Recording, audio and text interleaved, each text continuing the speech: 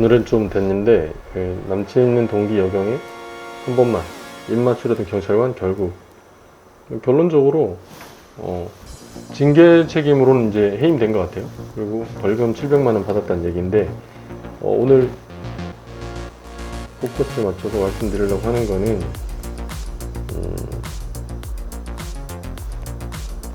자 이제 사실관계를 보면 이제 뭐 통영의 한 지구대 경찰관으로 근무했던 가해자 A씨가 같은 팀 동료 경찰관 B씨와 함께 회식을 했는데 회식을 마치고 많지 않은 B씨를 집으로 데려다 주게 됐다.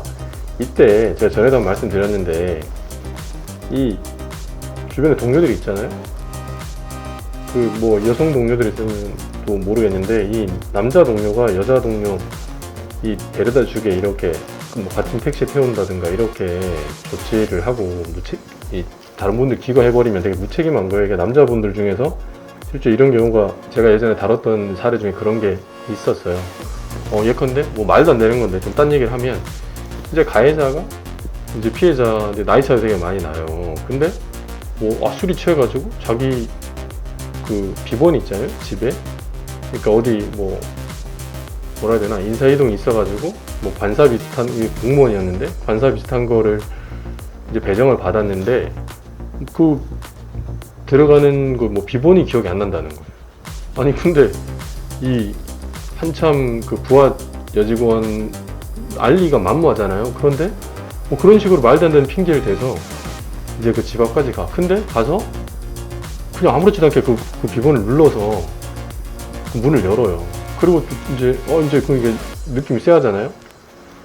술 취해서 기억 안 난다 그랬는데 뭐 잘 열고 들어가고 그래서 이제 갈라 그랬더니 막 그 앞에서 막 실갱이를 해요. 그래서 이제 억지로 들어갔는데 들어가가지고는 이제 근데 그 앞에 문을 열고 딱 들어오기만 하면 이제 그런 의도를 갖고 있는 사람들은 대부분 이제 한 70%에서 80%는 자기가 의도한 뭐 목적을 이룰 수 있다고 생각하나 봐요. 그래가지고 이제 돌아가려고 하니까 막 억지로 실갱이하다가 이제 또 들어갈 때는 뭐라 핑계 대냐면 뭐 보일러가 고장 났는데 어쩌고저쩌고 이렇게 얘기를 하는 거예요. 그래서 또 들어가서는 뭐 아무렇지도 않게 그냥 보일러 그냥 켜고 막 이러니까 이제 그제서야 이제 여자가 이제 눈치를 채고 막 이렇게 그때부터 이제 실갱이가 벌어져서 강제추행이다 강간미수다 뭐 이제 이런 게 논란이 됐던 사례가 있었는데 근데 이런 거조차도 아니 거기 왜 쫓아가냐 뭐 이런 비난을 하는 경우도 있어요. 그리고 이제 2차 가해에 해당하는 게 자기도 뭐 생각이 있었으니까 간 거 아니냐 뭐 이런 얘기를 막 하니 하는데 이것도 유사해서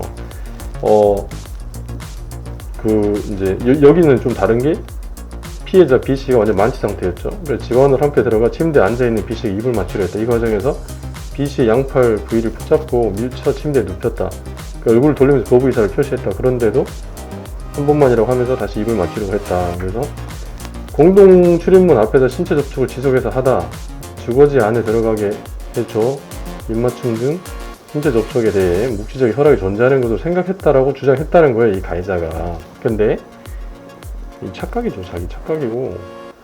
그 다음에 B씨는 피해자죠. A씨가 양팔 부위를 잡고 침대에 눕힌 후 입을 맞추려고 하고 이를 흡연히 거부했는데 다시 입을 맞추려고 했다. 그래서 법원은 결국 그 피고인의 주장을 받아들이지 않았다는 거죠. 그래서 이제 동기 부분을 보는데 그 경찰관 동기 동료 사이고 피해자가 갑자기 형사처벌 위험을 감수하고 굳이 가해자를 무고하고 또 위증할 거짓말을 할 합리적 이유가 없다 이런 얘기를 하는 거죠. 그래서 이런 경우에 또 가해자들이 많이 이제 변명하는 게 뭐냐면 피해자가 뭐 자기가 원하는 결론, 그러니까 이제 상하관계 있을 때 밑에 직원이 뭐 승진하기를 원했는데 안 된 거에 대해서 상사인 그 가해자가 이제 방해를 해가지고 자기가 이제 뭐 승진이나 이런 게 안 됐다 이런 게 이제 앙심을 품고 나를 이렇게 한 것 같다. 뭐 심지어 제가 예전에 했던 사례 중에는 또 뭐 평소에 되게 잘 지냈는데 뭐 수첩에다가 근무 태도에 대해서 이렇게 이제 피해자들 걸 여러 개 써놨는데 어느 날 이제 내 수첩을 본 것 같다 이 피해자들이. 그래서 그때부터 나를 이제 조직적으로 강제추행의 피해를 당했다라고 하면서 나를 이제 업무에 빠뜨린 거다 뭐 이렇게 주장하는 사람도 있는데 거의 받아들여지지 않죠, 그런 주장은. 근데 여기서 제가 이제 한번 유념해 봐야 된다고 하는 게 사건 직후에 피해자와 통화하고 또 주거지를 방문해서 사건 관련 이야기를 들었던 동료 여경의 증언을 종합해 봤을 때 믿을만 하다라고 얘기했던 거예요. 그러니까 피해자 입장에서 제가 말씀을 드리면 이런 일이 생기잖아요. 그러면 이제 가해자고 이 경우에 주거내에 뭐 CCTV가 있었겠어요? 다른 목격자가 있었겠어요? 없단 말이에요. 그러면 가해자 말이 믿을 만하냐? 피해자 말이 믿을 만하냐? 이런 걸 보잖아요. 근데 피해자가 당시 피해를 당했을 때 뭐 어디 가서 상담을 정신과나 이런 데 상담을 받았거나 가까운 동료한테 이런 피해를 당했다라고 이제 상담하는 과정이 있잖아요. 그러니까 이러면은 이제 그 피해자의 진술의 신빙성이 확 올라가는 거죠. 그래서 그때그때 또 일기 형식으로 뭘 이제 써놓는 것도 중요하고, 여기서도 지금 다른 동료한테 피해 사실을 얘기한 거, 그래서 피해자 말이 더 믿을만 하다. 이제 이런 근거로 쓰이는 거죠. 그래서, 이제 피해자는 자신의 주거지 공동현관을 열지 못하고, 몸을 제대로 가누지 못해 누가 봐도 술에 만취한 상태였고, A씨도 이를 잘 인식하고 있었다. 근데, 하여튼, 그러고 또 이제 피해자가 강제로 입을 맞추려 했다면서 항의하는 취지로 말하자 이후 거듭 사과하고 용서를 빌기도 했다. 그러니까 이제 이런 것도 이제 또 가해자가, 그러니까 인정할 건 인정하고 이렇게 하면은 차라리 이제 그렇죠. 결과는 이제 예단하기 어려운데 이런 것도 처음에는 막 붕하니까 해임 안 되려고, 경찰 공무원이니까.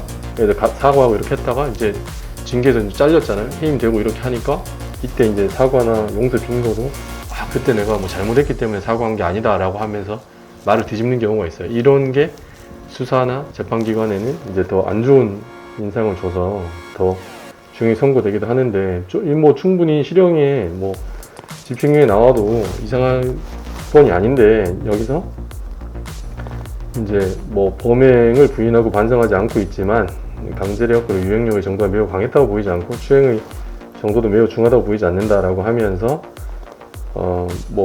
술에 많이 취해가지고 판단력이 상당히 흐려진 상태에서 범행이 이런 측면이 있고, 이미 해임돼서 경찰의 지위를 상실한 점을 고려해서 벌금형 해줬다 이런 건데, 이거는 사실은 피해자 입장에서 보면은 이제 지금 피해가 됐는지 합의가 됐는지 안 됐는지 잘 모르겠지만, 피해자 입장에서 봤을 때는 이제 납득하기 어려운 거죠, 사실은. 그럼 술 취해가지고 술 취해서 제정신이 아니었다라고 하면 오히려 이제 요즘은 형을 가중하는 사이인데, 그래서 지금 봐줬다는 거잖아요. 그래서 요거는 이제 일반 법감정에 얼마나 부합하는지는 좀 고민이 필요하다. 그렇습니다. 그래서 오늘은 이제 피해자 입장에서 이런 피해에 노출되지 않는 것이 제일 좋고, 만약에 이런 불행한 사태가 이제 발생을 하게 되면 주변에 상담이나 이런 걸 통해서 사후에 내가 법적으로 조치를 취할 때라도 그런 걸 위해서라도 이제 이런 주변에 이런 거를 좀